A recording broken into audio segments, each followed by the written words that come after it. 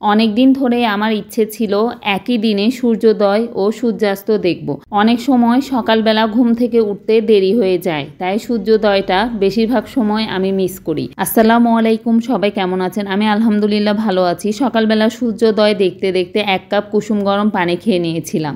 আজ ছিল 16ই ডিসেম্বর, মহান বিজয় দিবস। পাভেলের অফিস যেহেতু বন্ধ, তাই দুইজন মিলে ঠিক করলাম একটু ঘোরাফেরা করব। তাই এখানে বিরিয়ানি রান্নার জন্য প্রথমে মুরগির মাংস ও আলুগুলো ভেজে সুন্দর করে রান্না করে নিয়েছিলাম। অন্য একটি পাতিলে পোলাও রান্নার জন্য প্রথমে চালগুলোকে ভালোভাবে ভেজে নিয়ে পরিমাণ মতো পানি দিয়ে দিয়েছিলাম। চাল ও পানি যখন সমান হবে, এই সময় আগে থেকে রান্না করা মুরগির মাংস দিয়ে চুলাতে একটি তাওয়া বসিয়ে বিরিয়ানি দমে দিব। বিরিয়ানি যখন দমে দিব তখন চুলার আঁচ একেবারে লো হিটে থাকবে। এরপর উপরে কিছু কাঁচামরিচ ও বেরেস্তা ছড়িয়ে দিব। দেখতেই পাচ্ছেন এখানে কাঁচামরিচ ও বেরেস্তা ছড়িয়ে দিয়েছি বিরিয়ানির উপরে। এইদিকে সকালের নাস্তার জন্য একটু নুডলস রান্না করে নিয়েছিলাম। এই নুডলস দেখতে যেমন সুন্দর হয়েছিল, খেতেও খুবই মজার ছিল। যেহেতু আমরা আজকে দুপুরের খাবার বাইরেই খাবো, তাই দুপুরে খাবারের জন্য বিরিয়ানি গুছিয়ে সালাদ ঠিকভাবে কেটে নিয়ে তারপর দুইজন মিলে বাইকে করে রওনা দিয়েছিলাম আমাদের অজানা গন্তব্যের উদ্দেশ্যে। ঘুরতে যাওয়ার আগে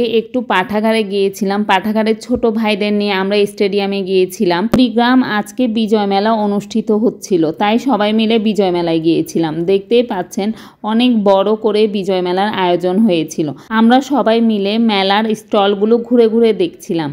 খুবই সুন্দর সুন্দর ইউনিক কিছু জিনিস উঠেছিল মেলাতে। হাতে তৈরি পাপোশ ছিল, ক্রিস্টালের অনেকগুলো জিনিসপত্র ছিল।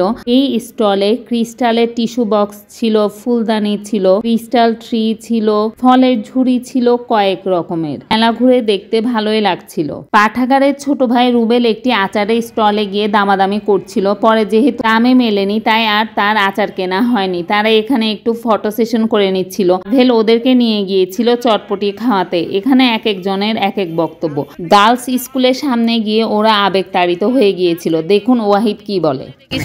না মানে রোদের মধ্যে কবিতাটা বল। যে কবিতাটা আসে সেটা হলো যে ভর দুপুর বেলা ভূতে মারে ঢেলা, আমার কি দোষ বলো, বাড়ি কোথায় রাখবো, ফুচকা খাইতে চলো।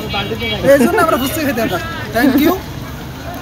পাঠাগারের ছোট ভাইদেরকে বিদায় দিয়ে আমরা চলে গিয়েছিলাম ঘুরতে। আমরা ফুলবাড়ি গিয়েছিলাম, যেখানে দাসিয়াছড়া ছিটমহল অবস্থিত। বাংলাদেশের ভেতরে ভারতের যে কয়টি ছিটমহল অবস্থিত, তার মধ্যে দাসিয়াছড়া ছিল সবচাইতে বড় ছিটমহল। ফুলবাড়িতে ঘোরাফেরা শেষ করে আমরা একটি জায়গা খুঁজছিলাম যেখানে দুইজন মিলে দুপুরের খাবার খাবো।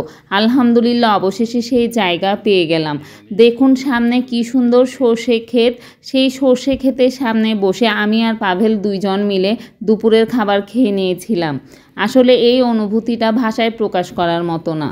দুপুরের খাওয়া দাওয়া শেষ করে আমরা আরও একটু ঘুরে নিয়েছিলাম। দেখতেই পাচ্ছেন ভারত ও বাংলাদেশের মধ্যকার কাঁটাতারের বেড়া। এই বেড়ার পেছনে কত মানুষের গল্প রয়েছে সেটা এই বর্ডারে গেলেই বোঝা যায়। যাই হোক, ঘোরাফেরা শেষ করে সূর্যাস্ত দেখে আলহামদুলিল্লাহ ভালোভাবে আমরা ঘরে পৌঁছালাম। সবাই ভালো থাকবেন, সুস্থ থাকবেন। আসসালামু আলাইকুম।